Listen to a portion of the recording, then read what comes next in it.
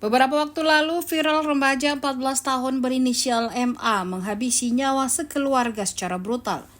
Kejadian naas itu menewaskan nenek dan ayah kandung MA sendiri di perumahan Taman Bona Indah, Lebak Bulus, Cilandak, Jakarta Selatan pada Sabtu 30 November 2024 dini hari.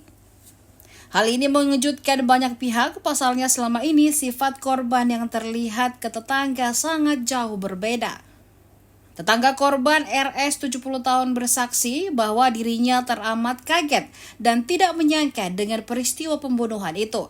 Pasalnya ia mengenal sosok MA merupakan sosok yang jauh dari kata kenakalan remaja.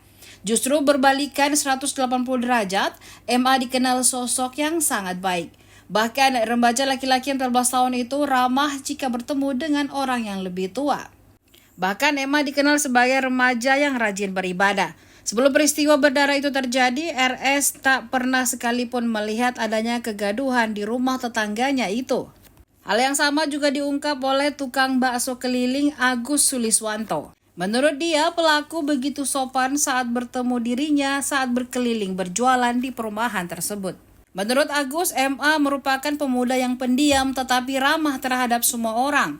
MA juga dikenal bukan anak rumahan yang suka nongkrong dengan orang-orang. Informasi yang dihimpun Tribun Timur, ibunya lolos dari maut. Ibunya berinisial AP lolos dari maut sang anak, kendati berhasil selamat, AP menderita luka parah setelah ditusuk berkali-kali oleh pelaku. Kasat Reskrim Polres Metro Jakarta Selatan AKBP Gogo Galesung mengungkapkan bahwa ibu korban berhasil selamat meski punggung dan lengannya dipenuhi luka tusuk. Korban AP sudah berlumuran darah sempat kabur ke rumah tetangganya untuk meminta pertolongan. Berdasarkan informasi yang diterima Tribun Timur bahwa pelaku tega menghabisi nyawa korban setelah mendapatkan bisikan gaib. Polisi akan menggandeng asosiasi psikolog forensik untuk mendalami motif pelaku membunuh ayah dan neneknya. Gogo Galesung mengatakan kedua korban diduga dihabisi nyawanya saat sedang tidur. Kepada polisi, pelaku MA lebih dulu mengambil pisau di dapur ketika ayah dan ibunya sedang tertidur pulas di dalam kamar. Gogo mengungkapkan pelaku lebih dulu menusuk ayahnya. Setelah itu, sang ibu berinisial AP juga terbangun ikut ditusuk oleh pelaku. AP berhasil selamat karena tusukan pelaku tidak mengenai bagian tubuh yang mematikan.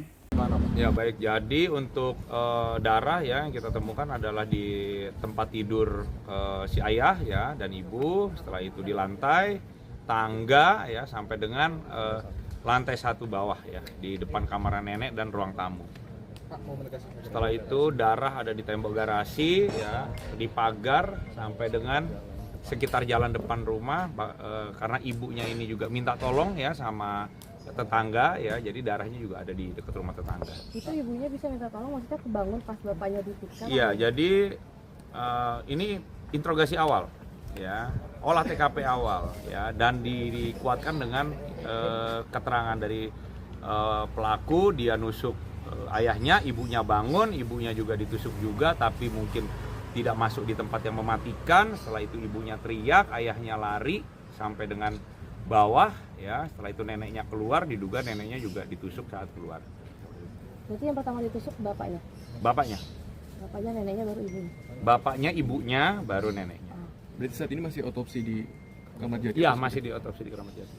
Download Tribun X sekarang, menghadirkan lokal menjadi Indonesia.